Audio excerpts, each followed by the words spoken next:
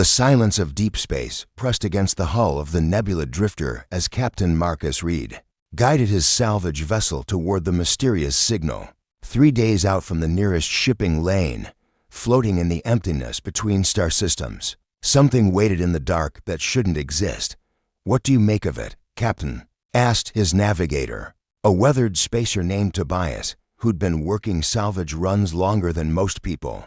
Had been alive. Marcus studied the readings on his console, frowning at the energy signature that had drawn them here. Ship's definitely alien design, but the power source is still active. That's unusual for a derelict. Through the viewport, the vessel slowly resolved from a distant speck into something both beautiful and haunting. Its organic curves suggested it had been grown rather than built, with crystalline sections that still pulsed with faint bioluminescence. Despite obvious battle damage, scorch marks, and hull breaches told the story of its final moments. No distress beacon, no identification codes, Tobias reported. Whatever happened here, they died alone. Marcus felt the familiar weight of responsibility settle on his shoulders. In 15 years of salvage work, he'd learned to read the stories that dead ships told. This one whispered of something darker than a simple mechanical failure or pirate attack. The way the damage was concentrated around what appeared to be the ship's core suggested someone had been trying to break in rather than break out. "Life support systems are still functioning in the aft section," announced Luna, their young systems analyst. "Atmospheric readings show breathable air, though the temperatures dropped to just above freezing. Any life signs, nothing on standard scans." But Luna hesitated, adjusting her instruments. "There's some kind of interference from the ship's core, could be masking something." Marcus made his decision. "Suit up, people, we're going aboard. Standard salvage protocols, but keep your weapons ready. Something about this feels wrong." The docking process took longer than usual due to the alien ship's unfamiliar airlock design, but eventually they managed to create a seal. As the inner door cycled open, Marcus led his small team into a corridor that seemed to pulse with its own heartbeat. The walls were smooth and warm to the touch, covered in patterns that shifted when viewed directly. "This is incredible," Luna whispered, running her scanner over the intricate designs. "The entire ship appears to be partially organic. It's like stepping inside a living creature." They moved deeper into the vessel, following the faint energy readings toward what Marcus hoped would be the command center, or at least some clue about what had happened here. The silence was oppressive, broken only by the soft hum of their equipment and the distant groan of metal. Settling in the cold of space. It was Tobias who found the first body. The alien lay crumpled in what appeared to be a defensive position, elegant limbs twisted in death. Its skin had once been a pale blue-green, now faded to gray, and delicate features spoke of a species that valued beauty as much as function. Most striking were the crystalline growths along its neck and temples, dark now but clearly once luminous. "Poor bastard," Tobias murmured. "Looks like they fought to the end." Marcus knelt beside the fallen alien, noting the energy weapon burns on its chest. This wasn't random violence. Someone was looking for something specific. They found more bodies as they progressed through the ship, each telling the same story of desperate resistance against overwhelming odds. The attackers had been methodical, moving room by room until they reached their objective. And that objective, Marcus realized with growing unease, had been the ship's central chamber. The door to the core area hung open, its sophisticated locks blasted apart from the outside. Inside, emergency lighting cast everything in blood-red shadows that made the carnage seem even more brutal. But it was what stood at the center of the chamber that made Marcus's breath catch in his throat.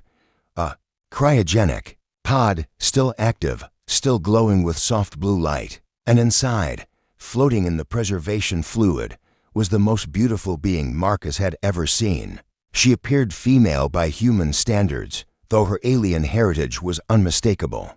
Skin like polished silver, hair the color of starlight that floated around her face like a corona. The crystalline growths that marked her species formed intricate patterns along her throat and temples, dark now but somehow still magnificent. Her face was peaceful, almost serene. But Marcus noticed something that made his chest tighten with unexpected emotion.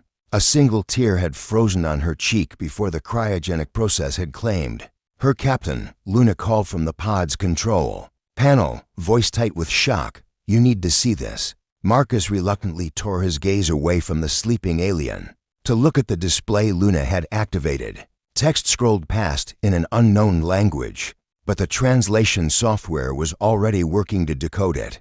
Subject designation: Cargo Item 847 Beta Species, Valtherian status, unclaimed salvage legal notice, property rights transfer to recovery. Vessel. Upon discovery they cataloged her like cargo, Luna whispered, horrified. "She's not even listed as a life form."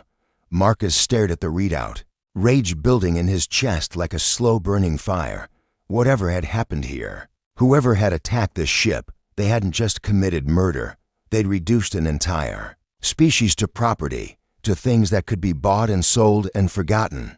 "Captain," Tobias said quietly from behind him, "ship's log shows this vessel was fleeing the destruction of their homeworld. She might be the last of her kind." The weight of that revelation settled over Marcus like a physical force. The last of her people, and according to the legal framework that governs salvage operations, she now belonged to whoever found her, to him. He looked back at the peaceful face in the cryogenic pod, at the frozen tear that spoke of unimaginable loss, and made a decision that would change both their lives forever. "We're taking her home," he said firmly. "Captain, the regulations clearly state." "I don't care about regulations," Marcus interrupted, his voice carrying authority that brooked no argument. "She's coming with us, and when we get back to port, we're waking her up." As if responding to his words, the pod's systems hummed a little brighter, and Marcus could have sworn he saw her eyelids flutter. In that moment, staring at the last daughter of a lost world, he realized that some things were more important than laws or profit or playing it safe. Some things were worth fighting for. The medical bay of the Nebula Drifter had never been intended for alien physiology, but Marcus had done his best to make it comfortable. Soft lighting replaced the harsh fluorescence, and he'd programmed the environmental controls to match the atmospheric readings from her ship. Now, 3 days after bringing the cryogenic pod aboard, he stood before the control panel with his finger hovering over the revival sequence. "Are you certain about this, Captain Devon?" His chief engineer stood nearby with a medical scanner in hand. The burly man had served on salvage crews for 2 decades, but his expression showed genuine concern. "We don't know anything about her species biology. The revival process could kill her." Marcus studied the peaceful face behind the pod's transparent aluminum. Even in cryogenic suspension, she possessed an otherworldly grace that made his chest tighten with emotions he couldn't name. The ship's computer provided detailed medical protocols. Her people knew someone might need to wake her. "That's not what's worrying me," Devon said quietly. "It's what happens after. The moment we revive her, we're in violation of about 12 different salvage laws. Corporate won't just fine us, they'll prosecute." "Let me worry about corporate." Marcus initiated the sequence, watching as the pod's blue glow shifted to amber. "Some things are more important than keeping clean records." The revival process took nearly an hour. Marcus watched anxiously as her body temperature gradually rose, and the preservation fluid slowly drained away. Her first breath was a sharp gasp that echoed through the medical bay, followed by a soft whimper that sounded heartbreakingly human. Then her eyes opened, silver orbs that seemed to hold the light of distant stars. She sat up abruptly, coughing and disoriented, her gaze darting around the unfamiliar room. When she saw Marcus and Devon, she pressed herself against the back of the pod, making a sound that might have been words in her own language. Fear radiated from every line of her body. "Easy," Marcus said softly, raising his hands to show he meant no harm. "You're safe, we're not going to hurt you." She tilted her head at his words, studying his face with an intensity that made him feel exposed. Her lips moved silently, as if she was testing the shape of his language. When she finally spoke, her voice was like music played on crystal wind chimes. "Safe?" The word was heavily accented, but unmistakably English. Your people destroyed mine. How can I be safe?" The accusation hit Marcus like a physical blow. "We didn't destroy anyone. We found you drifting in a damaged ship." You've been in cryogenic suspension." Her silver eyes filled with tears. As memory returned, the consortium came in the night. Burning ships, screaming children. I watched my homeworld die. She looked down at her hands, at the intricate crystalline patterns that marked her as Valtherian. "My name is Nessa. I am the last of the Starburn." Marcus felt something break inside his chest. "I'm Marcus Reed, captain of this vessel. This is Devon, my engineer. We're salvage operators, not consortium military." "Salvage," she repeated, the word tasting bitter on her tongue. "Yes, I remember. That's what they called us in the end. Salvage to be collected and sold." "Not while I'm breathing," Marcus said with quiet intensity. "You're not cargo. You're a person. And you're under my protection." Nessa studied his face for a long moment, searching for deception and finding only sincerity. Slowly, carefully, she climbed out of the pod. Her legs were unsteady after the long suspension, and Marcus instinctively stepped forward to help. The moment his hand touched her arm, both of them froze. It was like touching starlight made solid. Where their skin met, her crystalline markings began to glow with soft bioluminescence, casting dancing patterns on the medical bay walls. The sensation was warm, electric, and utterly foreign to anything Marcus had ever experienced. "Impossible," Nessa whispered, staring at their joined hands. "The resonance. It only occurs between bonded pairs of my kind." Marcus found himself reluctant to break the contact, even as Devon stepped back with wide eyes. "What does it mean?" "I don't know," she admitted, her voice soft with wonder. "My people believe that souls recognize each other across any distance, any difference. But you're human. It shouldn't be possible." Before either of them could explore the phenomenon further, the ship's communication system crackled to life. Tobias's voice carried an edge of worry that made Marcus's blood run cold. "Captain to the bridge. Immediate. We've got company, and they're not friendly." Marcus reluctantly released Nessa's hand, watching as the glow faded from her markings. "Stay here with Devon. I'll handle this."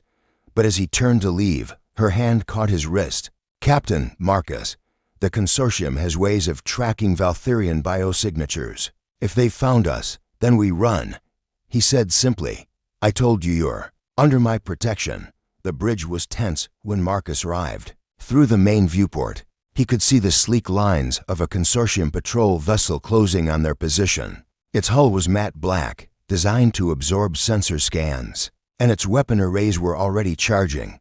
"They hailed us to minutes ago," Tobias reported, "demanding we prepare for boarding and surrender any recovered alien materials for inspection." Marcus settled into his captain's chair, mind racing through options. The Nebula Drifter was fast but not armed for combat. Against a military vessel, they had one advantage. He knew these asteroid fields better than any corporate pilot. "Take us into the Thornfield maze," he ordered. "Maximum burn." "Captain, that's suicide." Devon's voice came over the calm from the medical bay. "Those asteroids will tear us apart." "Not if we're careful," Marcus replied, watching the patrol ship accelerate to match their course. "And not if they're too big to follow us in." The next 20 minutes were the longest of Marcus's life. Threading the Nebula Drifter through the dense asteroid field required reflexes honed by years of salvage work in dangerous territory. Behind them, the consortium vessel tried to follow, but was forced to break off when a collision with a tumbling planetoid nearly cracked their hull. When they finally emerged in clear space on the far side of the field, Marcus allowed himself to breathe again. They'd lost their pursuers, at least temporarily. He found Nessa in the observation lounge, staring out at the stars with an expression of profound sadness. Her crystalline markings pulsed faintly in rhythm with her heartbeat, a mesmerizing display that spoke of depths he was only beginning to understand. "Thank you," she said without turning around, "for risking your ship, your crew, for treating me like a person instead of property." Marcus moved to stand beside her at the viewport. It was the right thing to do, was it? She turned to face him, silver eyes reflecting the starlight. "You've made yourself an enemy of the most powerful corporation in the galaxy. For someone you barely know, maybe," he admitted. "But some things are worth the risk." Their eyes met, and again Marcus felt that strange electric sensation. As if something fundamental had shifted in the universe, Nessa's markings began to glow again, casting them both in ethereal light. The resonance, she whispered. It grows stronger. Marcus reached out slowly, giving her time to pull away. When she didn't, he gently touched her face, tracing the crystalline patterns along her cheek. Her skin was warm silk, and where he touched, the bioluminescence followed like liquid starlight. "What's happening to us?"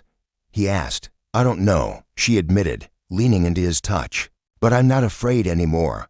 In the distance, space remained vast and cold and dangerous. The consortium would be looking for them, and there would be consequences for defying corporate law. But in that moment, standing together in the soft glow of alien starlight, Marcus Reed realized he'd found something worth protecting, something worth loving.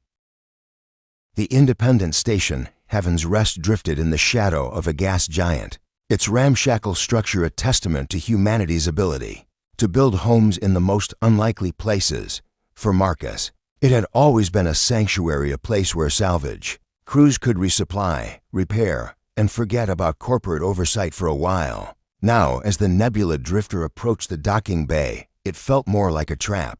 Multiple ships in dock, Tobias reported from the sensor station, including two that are definitely not civilian.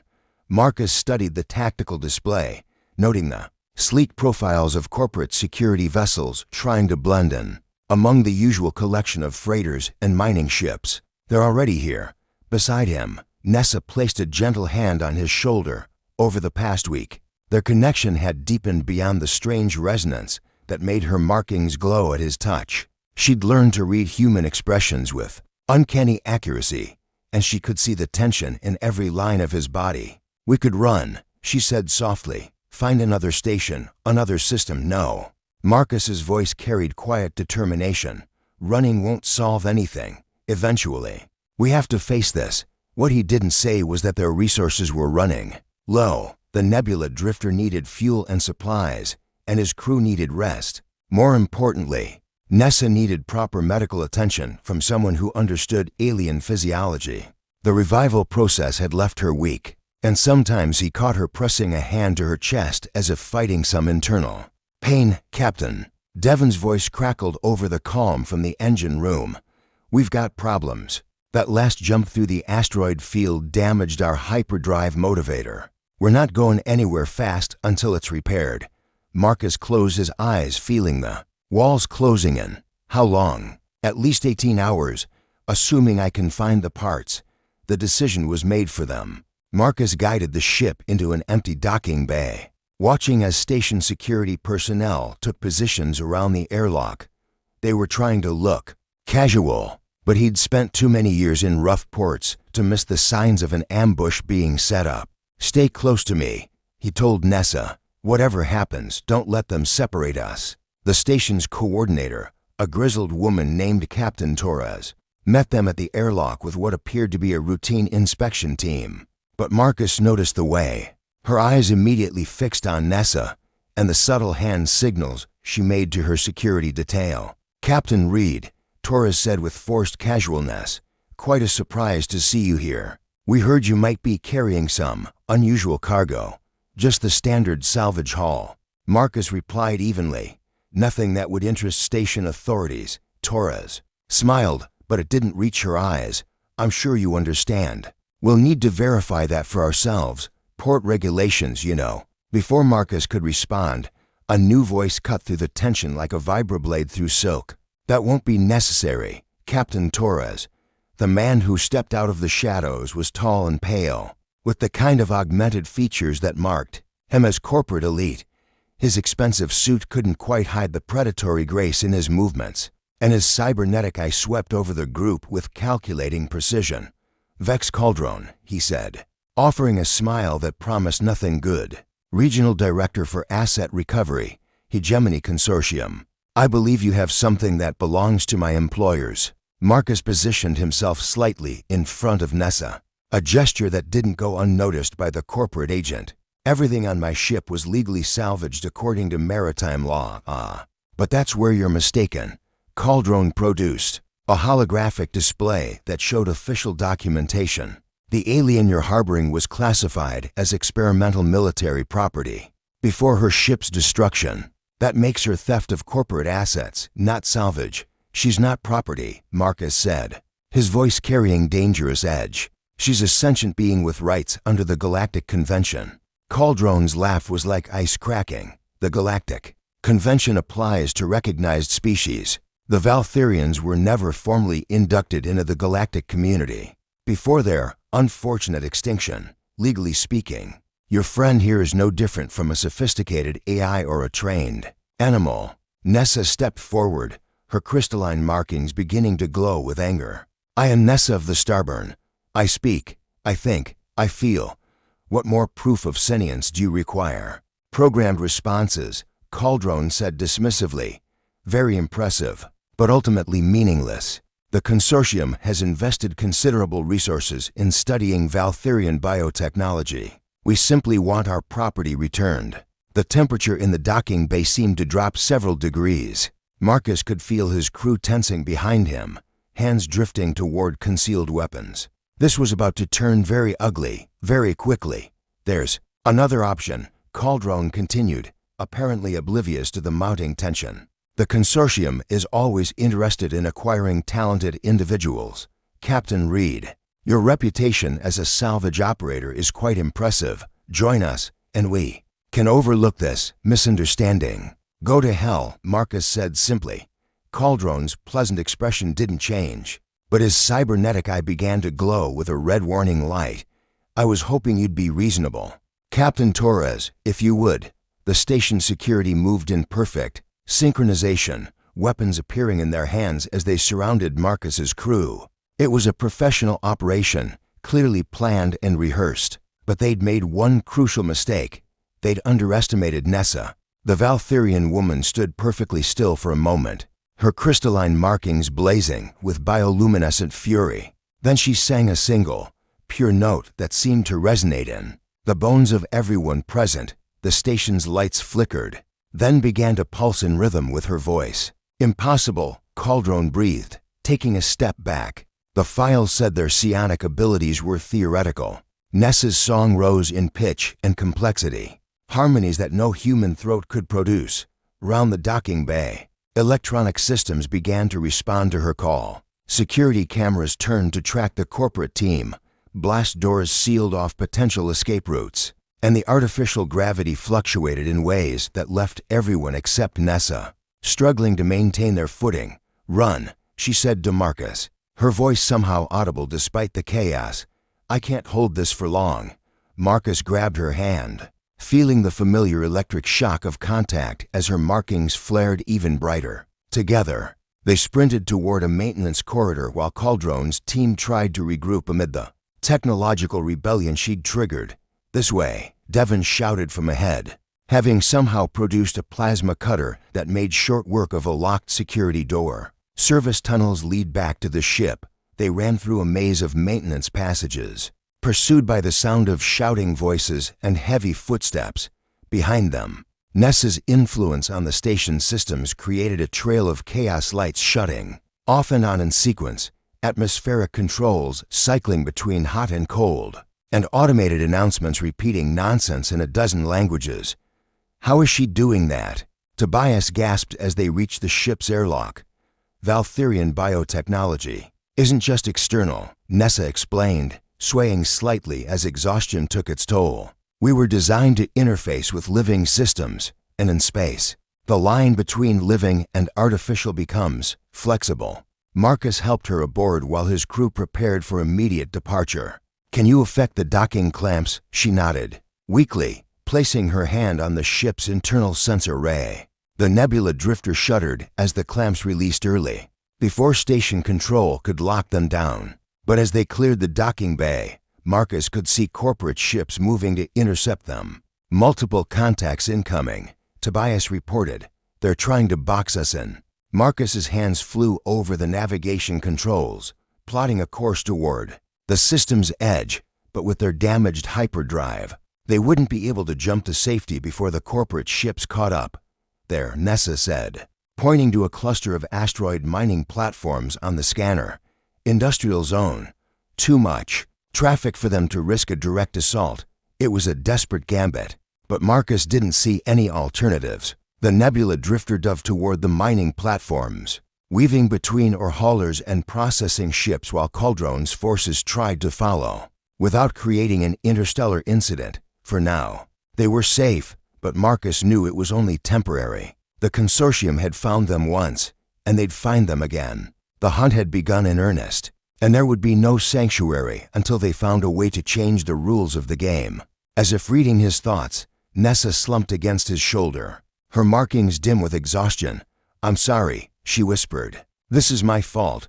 You should never have woken me up." Marcus wrapped his arms around her, feeling the warmth of her alien skin and the steady pulse of bioluminescence. That marked their impossible connection. "Don't say that. Don't ever say that." But even as he held her, he wondered if she might be right. The woman he was falling in love with was the most wanted fugitive in the galaxy, and every moment they spent together put both their lives in greater danger. Some things, he reminded himself, were worth the risk, even if that risk was everything. The asteroid belt known as the Devil's Garden was a graveyard of broken worlds, where the remnants of a shattered planet tumbled through space in an eternal dance of destruction. For Marcus, it was the perfect place to hide. The radiation from the system's dying star played havoc with sensors, and the constantly shifting debris field made navigation a nightmare. For anyone not intimately familiar with its patterns, the Nebula Drifter drifted silently among the larger asteroids, powered down to minimal life support while Devon worked frantically on the hyperdrive repairs. It had been 3 days since their escape from Heaven's Rest, 3 days of running and hiding while corporate search teams scoured every known refuge in the sector. Marcus found Nessa in the ship's small hydroponics bay, tending to the vegetables. With careful precision, she'd taken over the garden almost immediately upon coming aboard, claiming that her people had an instinctive understanding of growing things.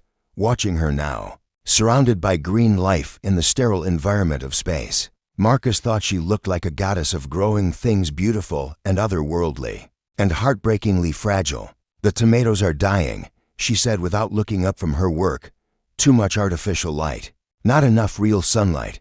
They remember what it was like to grow under a star." Marcus moved to stand beside her, close enough to feel the warmth radiating from her skin. "Plants don't have memories, don't they?" She touched one of the withering leaves, and for a moment her crystalline markings glowed softly. The plant seemed to straighten slightly, as if drawing strength from her touch. "My people believe that all life carries the memory of its origins. That's how we learned to sing to the stars themselves over the past days." Their relationship had evolved beyond the strange resonance into something deeper and more complex. Marcus found himself drawn to her in ways that had nothing to do with alien biology. The way she hummed while working, the grace in her movements, the fierce intelligence in her silver eyes when she spoke of her lost people. "Tell me about your world," he said softly.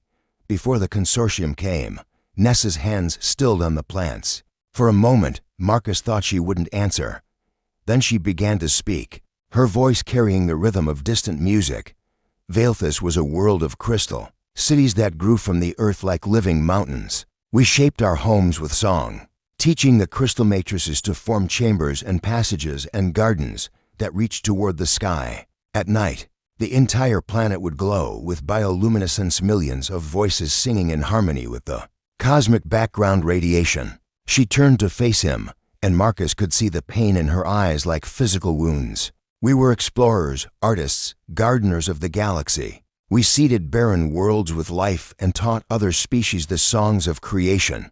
We thought that made us valuable. We thought it made us safe. What happened? The consortium came offering partnership, trade agreements, technology exchange, mutual defense pacts. We were naive enough to believe them." Her markings flared with anger. "They studied us, learned our secrets, mapped our cities, and when they had what they wanted, they declared us an obsolete species and replaced us with machines that could do the same work without inconvenient questions about ethics or rights." Marcus reached out slowly, giving her time to pull away. When she didn't, he gently touched her face, tracing the crystalline patterns that marked her heritage. "I'm sorry." "Don't be," she said. leaning into his touch. Be angry. Anger is what keeps hope alive.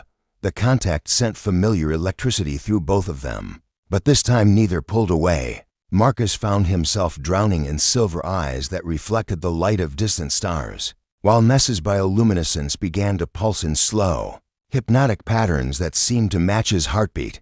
This shouldn't be possible, she whispered. The resonance only occurs between genetic matches, soul bonds predetermined by biology and destiny. Maybe destiny doesn't care about biology, Marcus replied, his voice rough with emotions he didn't fully understand. They moved closer without conscious thought, drawn together by forces that transcended species or logic. When their lips met, it was like touching live starlight, warm and electric and utterly consuming. Nessa's markings blazed with bioluminescence that bathed them both in ethereal radiance, while Marcus felt something fundamental shift in his chest, as if a part of his soul had been waiting his entire life for this moment.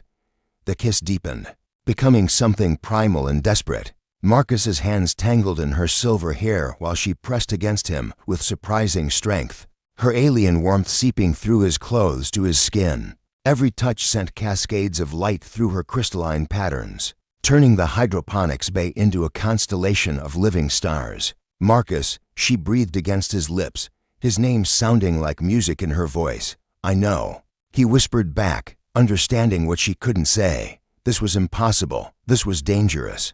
This was going to complicate everything and put them both at even greater risk, and neither of them cared. They might have stayed lost in each other indefinitely, but the ship's proximity alarms chose that moment to shatter the spell. Red lights flashed as the automated systems detected an incoming vessel, moving through the asteroid field with purpose and precision. Captain to the bridge. Tobias's voice crackled over the comm system. We've got a problem. Marcus reluctantly broke away. From Nessa, both of them breathing hard. Her markings were still glowing softly, and he could see his own reflection in her silver eyes, disheveled and obviously affected by what had just happened between them. We should, he began. Go, she said firmly. I'll be fine. But as Marcus headed for the bridge, he caught sight of his reflection in a polished surface and realized that something had changed in his appearance as well. His eyes, normally brown, now held flecks of silver that seemed to shift and move like trapped starlight. The bridge was tense when he arrived. Through the main viewport, he could see a sleek hunter-killer moving through the asteroid field with the kind of precision that spoke of extensive combat experience. Unlike the corporate vessels they'd encountered before, this ship was designed for stealth and pursued a predator built to track prey. Through the darkest corners of space, single ship, no transponder signal, Devon reported from the sensor station. But Captain, the pilot knows these asteroids like they grew up here. They're following our exact course from 3 days ago. Marcus studied the approaching vessel, noting the non-standard modifications that marked it as a bounty hunter ship. Can you identify the configuration? Running it through the database now, Tobias said. After a moment, he looked up with grim recognition. It's the Shadow's Edge. Captain Kira Thorne commanding. Marcus felt ice form in his stomach. Kira Thorne was a legend among bounty hunters, ruthless, efficient, and utterly without mercy. She'd never failed to collect a bounty, and her reputation for creative interpretation of dead or alive contracts was notorious throughout the frontier. Hail coming through, Devon announced. Put it on screen. The woman who appeared on the view screen was strikingly beautiful in the way that only came from extensive genetic modification. Sharp features, predatory green eyes, and silver hair that seemed to move with a life of its own. But it was her smile that made Marcus's blood run cold, the expression of a predator who'd cornered particularly interesting prey. Captain Reed, she said in a voice like honey poured over steel. Kira Thorne, freelance recovery specialist. I believe you have something my employers want very badly. We're just salvage operators. Marcus replied carefully. Nothing here that would interest the consortium. Thorne's laugh was like breaking glass. Oh, Captain, did you really think you could hide among these rocks forever? I've been tracking you since Heaven's Rest, following the very specific energy signature that your alien friend leaves behind. Marcus felt Nessa's presence behind him before she spoke. Let me talk to her. That won't be necessary, Thorne continued, apparently having overheard. Although I admit, I'm curious about the modifications you've made to yourself, Captain. Those silver eyes are quite striking. I didn't know humans could bond with Valtherian biomatrices. What do you want? Marcus asked, trying to keep his voice steady. What I always want to complete my contract. The consortium is offering quite a substantial reward for the return of their property. But I'm a reasonable woman. Surrender the alien, and I'll make sure you and your crew walk away from this. She's not property, Marcus said firmly. Perhaps not, Thorne acknowledged. But she's worth more credits than you'll see in 10 lifetimes. Last chance, Captain. I'd hate to have to take her from your cold, dead hands. The transmission cut off, leaving the bridge in tense silence. Marcus could feel his crew looking at him, waiting for orders, while outside the bounty hunter's ship began to close the distance between them. Recommendations? He asked quietly. We can't outrun her, Devon said, not with the hyperdrive damaged. And we can't outfight her, Tobias added. The Shadow's Edge has military-grade weapons. She could cut us apart without breaking a sweat. Marcus looked at Nessa, who stood silently behind him with her markings pulsing in slow, thoughtful patterns. What about that trick you pulled at the station? Can you affect her ship's systems?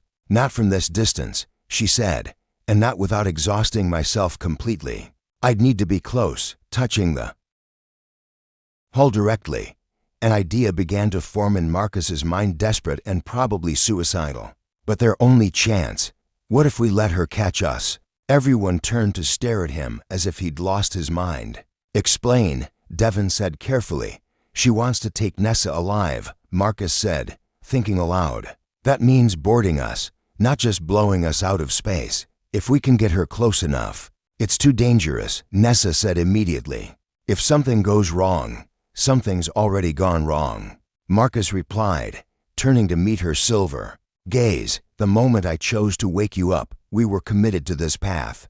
The only question is whether we face it together or apart. Her markings flared with bioluminescence, and Marcus felt the now familiar electric shock as their bond resonated across the space between them. In that moment, he realized that whatever happened next, he would never regret the choice that had brought them together, even if it killed them both. The courtroom on Unity Station was unlike anything Marcus had ever seen, rising in concentric circles round a central podium. The chamber could hold thousands of spectators, and today every seat was filled. Representatives from dozens of species watched from the gallery, while holocameras broadcast the proceedings to billions across the galaxy. At the center of it all, Nessa stood with quiet dignity, her crystalline markings dim but steady as she faced the tribunal that would decide her fate. Judge Advocate Elena Vasquez presided over the proceedings, her weathered face betraying no emotion as she reviewed the evidence that had brought them to this moment. The past month had been a whirlwind of legal maneuvering, media attention, and public outcry that had split opinion across human space. Was Nessa a person deserving of rights and protection, or was she property to be returned to her corporate owners? This tribunal will come to order, Vasquez announced, her voice carrying clearly through the chamber's advanced acoustics. We are here to determine the legal status of the individual known as Nessa, last known survivor of the Valtherian species. Marcus sat in the front row of the public gallery, close enough to see the tension in Nessa's shoulders. Their relationship had evolved far beyond the initial attraction and mysterious resonance. Over the weeks of preparation for this trial, they had shared stories, fears, and dreams that transcended species. The silver flecks in his eyes had grown more pronounced, while her bioluminescence had taken on new patterns that seemed to mirror his emotional state. Whatever was happening between them was unprecedented in the known galaxy. Vex Caldron rose from the consortium's table, his cybernetic eye gleaming as he addressed the tribunal. Honored judges, the facts of this case are simple. The entity calling herself Nessa is property of the Hegemony Consortium, legally obtained through salvage rights after the Valtherian extinction event. She represents a significant investment in xenobiological research and cannot be allowed to remain in unauthorized hands. The prosecution will present its evidence, Vasquez said neutrally. Caldron activated a holographic display showing corporate documentation The Valtherian species was never formally recognized by the Galactic Council. They had no legal standing, no citizenship rights, no protection under interspecies law. When their homeworld was destroyed in the corporate consolidation of 2387, any surviving specimens became property of the entity responsible for their preservation. Marcus felt sick as the corporate lawyer reduced Nessa's people to specimens and preservation efforts, but he forced himself to remain calm. Their attorney, a brilliant young woman named Zara Mitchell, had warned them that Cauldron would try to dehumanize Nessa at every opportunity. Furthermore, Cauldron continued, the defendant has been artificially enhanced by exposure to Valtherian biomatrices. Captain Reed's modified physiology demonstrates the dangerous nature of uncontrolled contact with alien biotechnology. Both individuals represent security risks that must be contained. When Cauldron finished, Mitchell rose to present their defense. She was small and fierce, with the kind of determined energy that had made her legendary among civil rights advocates. Honored judges, she began, we are not here to discuss property rights or corporate investments. We are here to determine whether a sentient being has the right to exist as a free individual. The prosecution would have you believe that personhood depends on paperwork and bureaucratic recognition. I submit that consciousness, emotion, and free will are the only qualifications that matter. Mitchell gestured toward Nessa, who had remained silent throughout the opening statements. The defendant speaks, thinks, creates, and loves. She grieves for her lost people and hopes for a future free from bondage. If these are not the qualities of a person, then what meaning does personhood have? The first day of testimony focused on legal precedents and technical arguments about corporate law versus individual rights. Expert witnesses debated the nature of consciousness and the legal definition of property. But it was on the second day that the proceedings took a dramatic turn. Kira Thorne took the witness stand with predatory grace, her modified features sharp under the courtroom lights. She'd been captured during their escape from the asteroid, fueled a carefully orchestrated plan that had nearly cost all their lives, but had ultimately provided crucial evidence for their case. State your occupation for the record, Mitchell requested. Freelance recovery specialist. Thorne replied with a cold smile. I retrieve valuable property for clients who can afford my services. And what were you hired to retrieve in this case? The Valtherian specimen and any humans contaminated by exposure to its biomatrices. Mitchell paused dramatically. Contaminated, you were ordered to capture Captain Reed as well? Standard protocol when dealing with alien biotechnology, Thorne said with a shrug. Can't have humans running around with modified physiology. Too dangerous. Dangerous to whom? For the first time, Thorne's composure cracked slightly. 2. Corporate security. Obviously, modified humans are harder to control. The admission sent a ripple through the courtroom. Mitchell pressed her advantage, revealing recorded communications between Thorne and her consortium handlers that discussed terminating Marcus if he couldn't be separated from Nessa. The evidence painted a picture of corporate ruthlessness that even the most conservative observers found disturbing.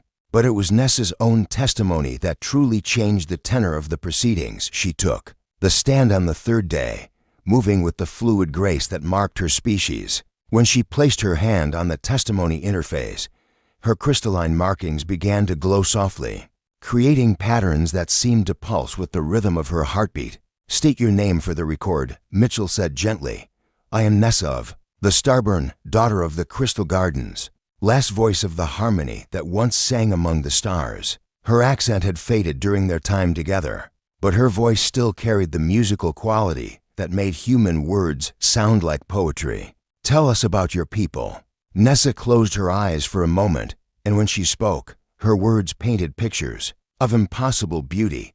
She described crystal cities that grew from song, gardens that flourished in the void of space, and a civilization dedicated to nurturing life throughout the galaxy. She spoke of art and music and scientific discoveries that had been lost forever when the consortium decided that mechanical efficiency was more valuable than organic wisdom. We were not warriors, she said quietly. We believed that beauty and knowledge were the greatest treasures. We thought that sharing our gifts would make us valued partners in the galactic community. What happened when the consortium arrived? They studied us like insects under glass. They promised partnership while mapping our weaknesses. And when they had learned all they could, they declared us obsolete and sterilized our worlds to make room for industrial facilities. Her voice never rose above a whisper, but her words carried across the courtroom with devastating clarity. When she described watching her homeworld burn from the viewport of a refugee ship, several spectators were openly